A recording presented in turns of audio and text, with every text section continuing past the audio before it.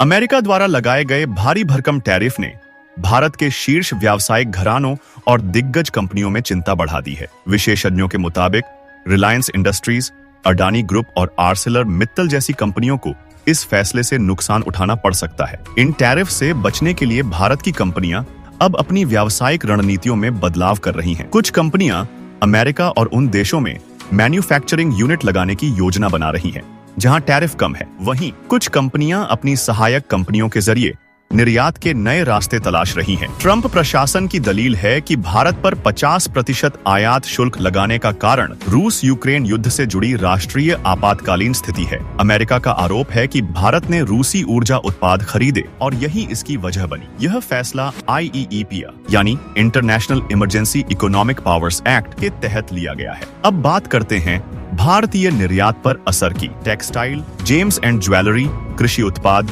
चमड़ा, केमिकल्स और मशीनरी जैसे सेक्टर्स पर इसका सबसे बड़ा झटका लगने वाला है, खासतौर पर सी फूड इंडस्ट्री पर। भारत हर साल 60,000 करोड़ रुपए के मरीन प्रोडक्ट्स अमेरिका भेजता है, जिनमें से 40% हिस्सा अमेरिका के खाते में आता है। अब 50% टैरिफ लगने से 24,000 करोड़ रुपए का कारोबार खतरे में है। इससे करीब 2 करोड़ लोगों की नौकरियां भी प्रभावित हो सकती हैं। भारत को टक्कर देने वाले देशों वियतनाम, इंडोनेशिया और इक्वाडोर पर टैरिफ कम है। मतलब साफ है, उनके प्रोडक्ट अब अमेरिकी बाजार में सस्ते होंगे और भारतीय कंपनियों की हिस्सेदारी फिसल सकती है। इस फैसले से सीधे असर झेल सकते हैं भारत के सबसे बड़े बिजनेस टाइकून मुकेश अंबानी की रिलायंस इंडस्ट्रीज, जिसका ऑयल टू केमिकल्स डिवीजन पिछले साल 71 अरब डॉलर का राजस्व कमा चुका है।